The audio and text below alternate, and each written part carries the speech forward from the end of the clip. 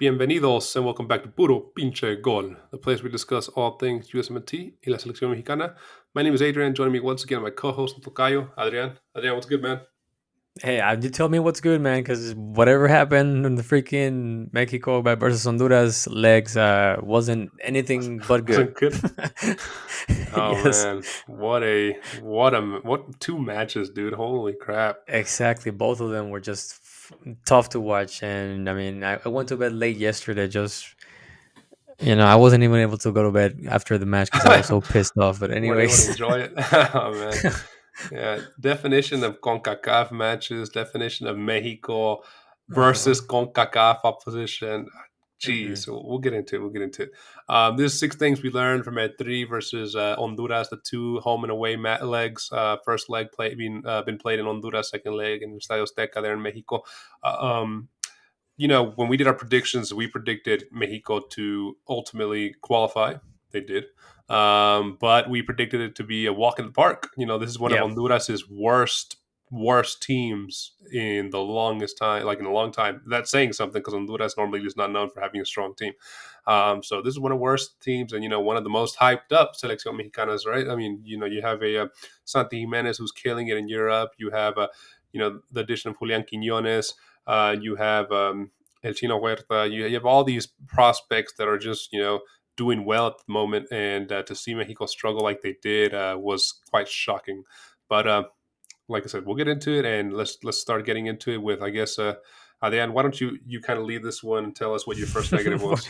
Sure, man. I mean, we're gonna have a lot of negatives here, but let's start with the very, very first one. And I think it's an obvious one, something that we have been discussing for at least the last few six things we learned, and when we do an overview on every single time jimmylozano releases a roster. But it just seems that he continues, or I guess, well, not only he, but I guess Mexico in general continues to struggle to find their go-to striker, right? We see Raul Jimenez starting on some of the October matches.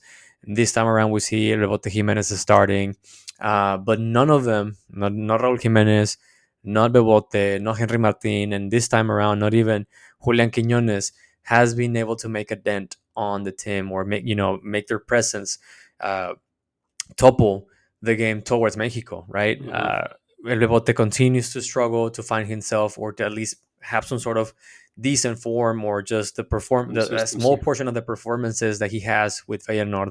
Yeah. I understand that the Eredivisie is not necessarily the Premier League, and maybe we're putting a lot on his plate, but it's just very, I guess, difficult to digest when you see that the front three of Mexico are unable to mesh in any way.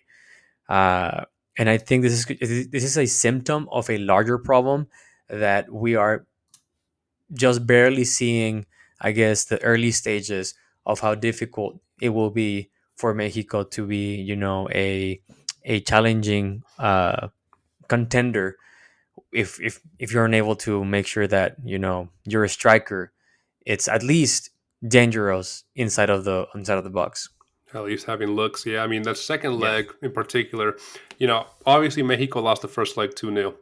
There Hmm. was not just striker problems there, problems all across the board. Yeah. We'll get into it. But the second leg in particular was interesting because, you started off with Henry Martin as leading the line, right? Henry Hmm. Martin, who, I mean, wasn't really fed much opportunities by his wingers. He was pretty quiet. Then you take him off, you put in Julian Quiñones and you put in santigimenez, who santigimenez, I didn't see him at all he played the whole Yeah. extra time, and he played like the last 20 minutes. He was, dude, I don't remember seeing him at all. Julian Quiñones, he had the chance to be the hero in his home stadium. His first time playing in Mexico with the 3 jersey, and he missed like 2 complete sitters. Yeah. And then you also had cesarmontes miss a couple. He's not a forward, we get that. But the lack of goals coming and the lack of production from the strikers, it is Hmm. concerning. Especially when you have these 4 strikers who you try them, you rotate them, you give them opportunities, and they just can't seem to be underwhelmed. Right, underwhelming is the definition I think I'm Dude, looking for. a quick stat that shows how bad is Mexico on attack and at least on like not even set pieces, but like crosses from the side. Is they did around 75 crosses, and out of those 75, I don't have the number right here, but I can tell you that at least more than 50% were not didn't make contact with a striker. Yeah, I mean, wasted. if you take a look back at both matches, specifically the second leg where Mexico was overwhelming Honduras on, with that crosses, they were crossing it to no one. I mean, the strikers were not where they're supposed to be. Not Henry Martin, not Julian Quiñones, not El Bebote.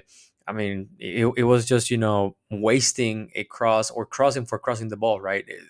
Just essentially, I cross the ball because that's my job, and I wash my hands because it's not my fault that he's not uh, making contact with the ball.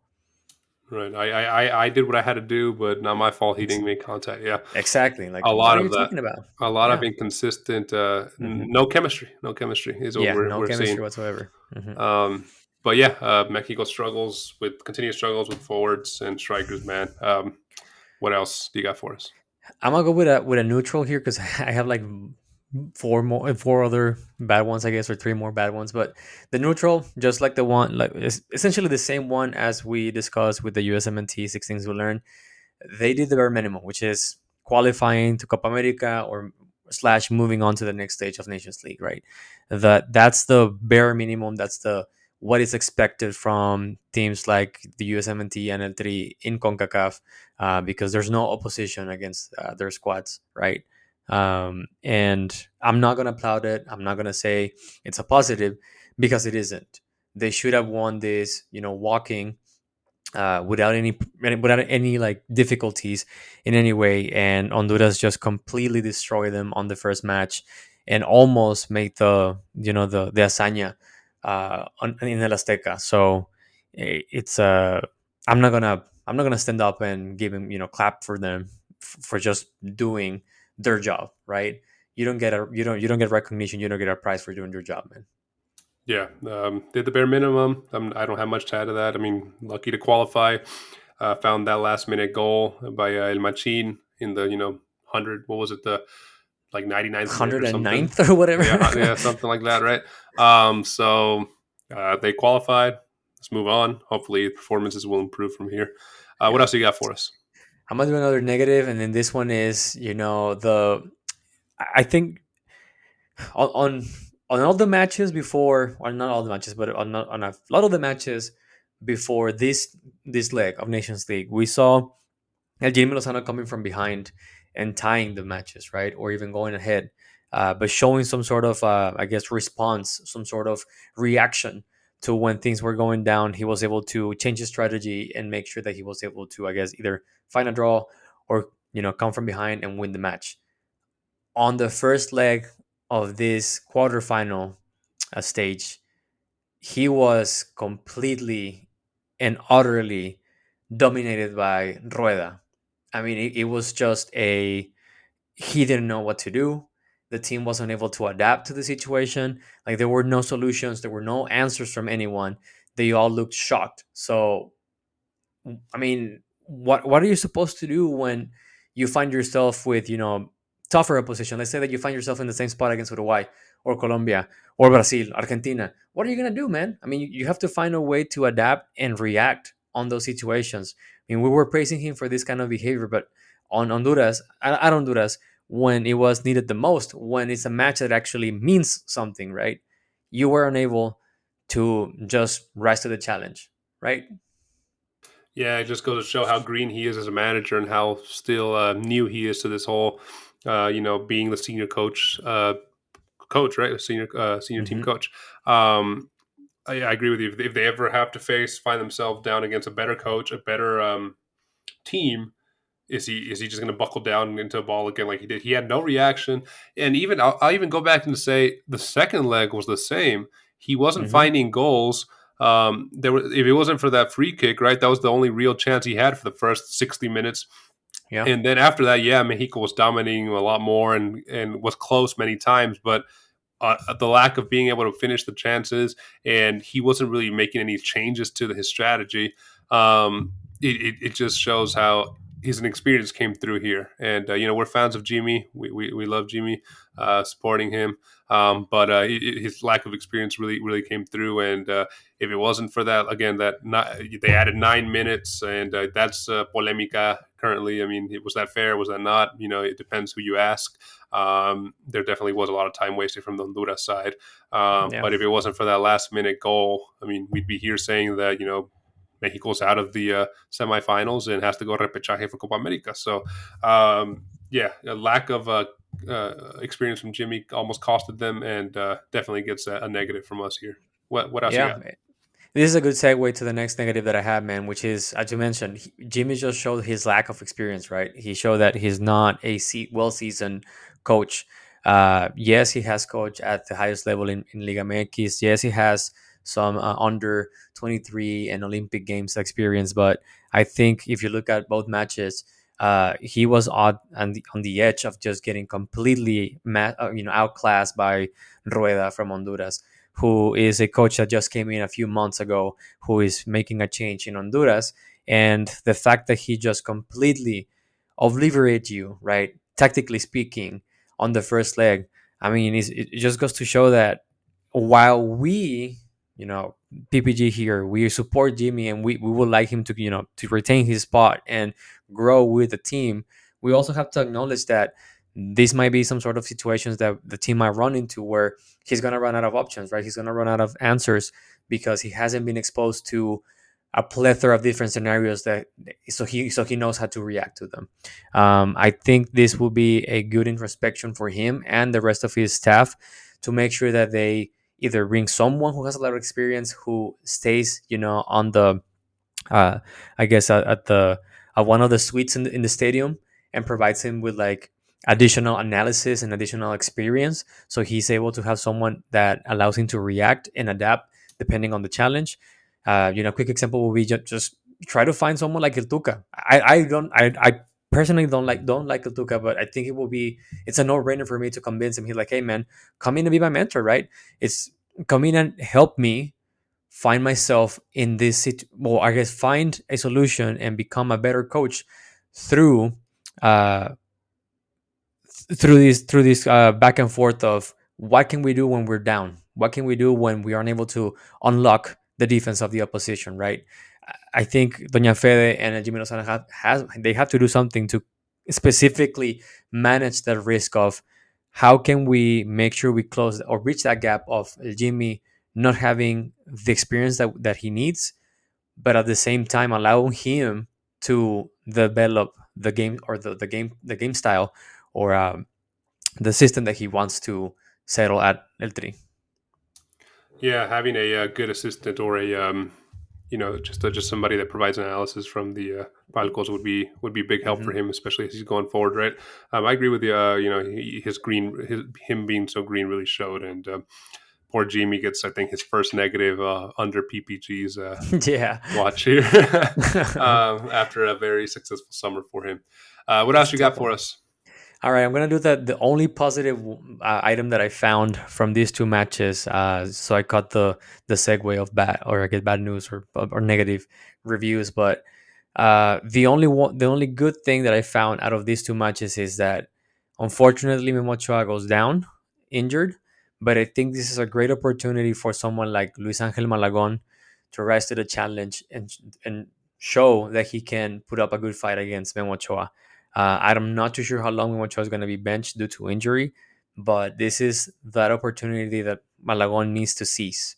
When he came in on the first leg, if it wasn't for him, Mexico would have lost by two more goals easily.